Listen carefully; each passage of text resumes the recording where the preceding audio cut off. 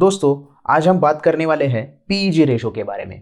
PEG ratio क्या होता है, उसके कैलकुलेशंस किस तरीके से होते हैं और उसमें लिमिटेशन कौन कौन से हैं, ये सारी चीजें हम आज के वीडियो में कवर करने वाले हैं। तो वीडियो को एंड तक जरूर देखिए। What is PEG ratio? PEG का फुल फॉर्म होता है दोस्तों price earning to growth ratio. मतलब अगर कोई कंपनी उसकी अर्निंग्स ग्रोथ के हिसाब से कंपैरिजन में हमें पता चलता है पीईजी रेशो से कि वो ओवर वैल्यू है या फिर अंडर वैल्यू है। हमारी पी रेशो की वीडियो में हमने देखा था कि कोई कंपनी अगर लो पीई हो तो कैसे अंडर वैल्यू होती है और हाई पीई हो तो कैसे ओवर वैल्यू होती है। लेकिन पीई रेशो से सिर्फ हमें ये नहीं पता चलता कि हमें वो बाय करनी चाहिए या नहीं करनी चाहिए, या फिर वो एक्सपेंसिव है या चीप है।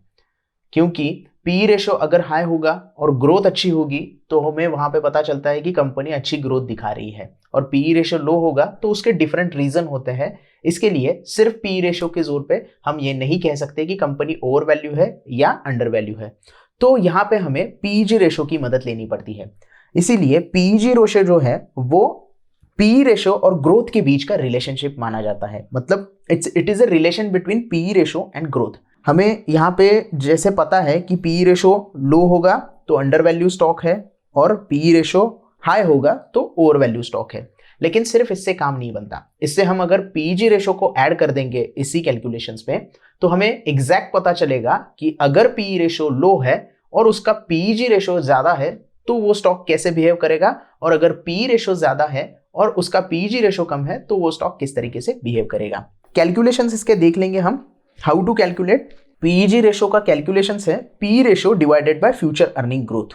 यहाँ पे फ्यूचर अर्निंग ग्रोथ कहा गया है दोस्तों? क्योंकि हमें पास्ट परफॉर्मेंस से फ्यूचर की ग्रोथ यहाँ पे एस्टिमेट करनी होती है। ये कोई एग्जैक्ट वैल्यू नहीं हो सकती। अगर किसी कंपनी का आपको फ्यूचर ग्रोथ निकालना है या फिर पीईजी रेशो निकालना है तो एक पास्ट वैल्यू से आप निकाल सकते हो, लेकिन आप फ्यूचर वैल्यू का भी निकाल सकते हो। मान लो करंट कंपनी का ईपीएस चल रहा है 163 और उसकी जो ग्रोथ परसेंटेज है वो 25 है, उसका पी रेशो मान लो 30 है। तो यहाँ पे क्या होगा कि अगले साल की अगर हमें ग्रोथ कैलकुलेट करनी है तो थोड़ा एस्टिमेट हमें लगाना पड़ेगा पिछले साल की एक्सपीरियंस से। तो यहाँ पे इसीलिए फ्यूचर अर्निंग ग्रोथ बताया गया है यहाँ पे। तो यहाँ पे ये एक एस्टिमेट होता है, एग्जैक्ट प्राइस आप नहीं बता सकते कि फ्यूचर ग्रोथ कितनी होने वाली है, एक एस्टिमेट प्राइस होता है। तो इसी के साथ दोस्तों यहाँ पे पीईजी रेशो अगर 1 से कम होगा तो वो अंडर वैल्यू हो जाती है कंपनी। मतलब वहां पे आप वो कंपनी बाय कर सकते हैं क्योंकि उसका पीईजी रेशो जो है वो 1 से नीचे है।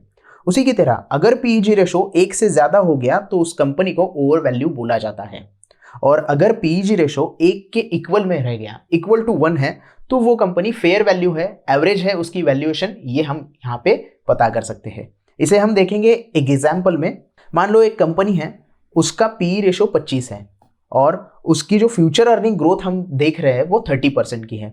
तो अगर हम इस वैल्यूएशन को फॉर्मूले में ऐड कर दे तो हमें क्या मिलेगा?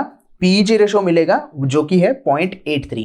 अब 0.83 1 से तो कम है, तो यहां पे हमें क्या पता चलता है? ये जो पर्टिकुलर कंपनी है ये अंडर वैल्यू है। इसी की तरह एक और कंपनी है जिसका पी रेशो 15 है, फ्यूचर अर्निंग ग्रोथ उसकी 10% है, और इस कैलकुलेशन को हम करते हैं तो हमें पीजी रेशो क्या मिलता है? 1.5 का। तो यहां पे हमें पता चलता है कि ये जो दूसरी कंपनी है वो ओवर वैल्यू है। यहां पे हमें क्या पता चलता है? इस कंपनी का पी रेशो हाई है लेकिन उसकी ग्रोथ अच्छी होने वाली है, इसकी वजह से ये पीजी रेशो अंडर वैल्यू दिखा रहा है। मतलब ये बाय के लिए अच्छी कंपनी है। लेकिन दूसरे एग्जाम्पल में पी रेशो भले ही यहां पे कम है, हम यहां पे बोल सकते हैं कि लो पी है तो ये अंडर वैल्यू होगा, लेकिन सिर्फ हम पी रेशो देखेंगे तो बाकी की चीजें हमें अवॉइड करनी पड़ेगी और ये हम नहीं कर सकते। तो यहाँ पे फ्यूचर ग्रोथ जो है वो 10% दिखा रही है, मतलब कम है पहली कंपनी से। इसीलिए यहाँ पे पीजी रेशो जो कैलकुलेट होके आ रहा है वो 1.5 आ रहा है।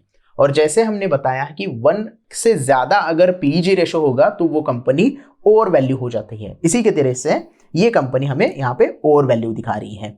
तो आपको ये ध्यान में रखना है दोस्तों कि अगर आप पीजी रेशो देख रहे हो तो वहां पे आपको ग्रोथ अच्छी दिखनी चाहिए और आपका पीजी रेशो वो 1 से नीचे होना चाहिए अगर आपको कंपनी अंडर वैल्यू समझनी है। तो अगर यही पीजी रेशो 0.5 से नीचे आ जाता है तो वो स्ट्रॉन्ग बाय रिकमेंडेशन हो सकती है। मैं यहाँ पे हो सकती है बोल रहा हूं, अगर होगी ऐसा ही नहीं है, लेकिन हो सकती है। अगर पीईजी रेशो अपना 0.5 से भी नीचे आ जाए तो वो एक स्ट्रॉन्ग बाय हम कह सकते हैं यहाँ पे। अब यहाँ पे लिमिटेशंस हमें देखने हैं कि क्या क्या हो सकते हैं यहाँ पे लिमिटेशंस ऑफ पीईजी रेशो। पहले तो growth forecast can be wrong. जो भी हम फोरकास्ट कर रहे हैं ग्रोथ का फोरकास्ट, जब जैसे हमने यहाँ पे 30% किया था और दूसरी कंपनी में यहाँ पे 10% किया था, वो रॉन्ग हो सकता है। तो वहां पे थोड़े से आपके कैलकुलेशंस में डिफरेंस आ सकता है। उसके बाद दोस्तों जो पास्ट ग्रोथ है वो फ्यूचर में वैसे ही रहेगी ये हम नहीं कह सकते यहाँ पे। मान लो लास्ट ईयर कंपनी ने 30% का प्रॉफिट किया था या फिर ग्रोथ किया था, तो 30% ही इस साल ग्रोथ करेगी ये हम नहीं कह सकते। कुछ भी सर्कमस्टांसेस हो सकते हैं, चेंजेस हो सकते हैं, और वहां पे हमारा पीईजी रेशो का कैलकुलेशंस में थोड़ा सा डिफरेंस आ सकता है। उसके बाद यहाँ पे दोस्तों पीईजी रेशो जो होता है वो डिविडेंड कभी भी कंसीडर नहीं करता। तो ये एक बहुत इंपॉर्टेंट पार्ट है जो आपको ध्यान में लेना है, क्योंकि बहुत सारी कंपनीज ऐसी होती है जो डिविडेंड देती है और उसके बाद उसकी शेयर प्राइस और सारी चीजें चेंज हो जाती है। तो यहाँ पे आपको पीईजी रेशो कंसीडर करते टाइम पे सिर्फ ऐसी कंपनी को कंसीडर करना है जो डिविडेंड देती ही नहीं है, तो आपको पीईजी रेशो का एग्जैक्ट कैलकुलेशन मिल सकता है। उसके बाद दोस्तों यहाँ पे पीईजी रेशो, यहाँ पे थोड़ा सा स्पेलिंग मिस्टेक हो गया है लेकिन वी कैन मैनेज दैट। यहाँ पे पीईजी रेशो जो है वो अच्छा नहीं होता है एसेट हेवी बिजनेसेस के लिए। एसेट हेवी बिजनेसेस कौन से होते हैं, जैसे कि रियल एस्टेट हो गया, टेलीकॉम हो गया, उनका जो एसेट हेवी बिजनेस होता है वो यहाँ पे कंसिडर नहीं किया जाता। वहां पे अगर आप पीईजी रेशो या फिर पीई रेशो के अलावा PB ratio instead of that consider करोगे तो अच्छा रहेगा। हमारी पीबी रेशो की वीडियो में हमने ये सारी चीजें एक्सप्लेन की है। आपने अगर वो वीडियो नहीं देखा है तो लिंक डिस्क्रिप्शन में है, आप जाके वो वीडियो देख सकते हैं। तो ये सारे लिमिटेशंस यहाँ पे देख के आपको कंसीडर करना होता है कि आपको ये अंडर वैल्यू स्टॉक है या ओवर वैल्यू स्टॉक है। लेकिन सिर्फ एक चीज पे भरोसा करके या सिर्फ एक पीईजी रेशो देख के आप कभी भी ये मत सोचना कि मुझे ये स्टॉक बाय करना है या ये स्टॉक सेल करना है। आप हमेशा सारी चीजें कंसीडर करना, जैसे कि पीई रेशो हो गया, पीईजी रेशो हो गया, पीबी रेशो हो गया, फेस वैल्यू हो गया, ये सारी चीजें आपको कंसीडर करनी है। पीईजी रेशो तो बस एक पार्ट है उस सारी वैल्यूएशन के रेशो में।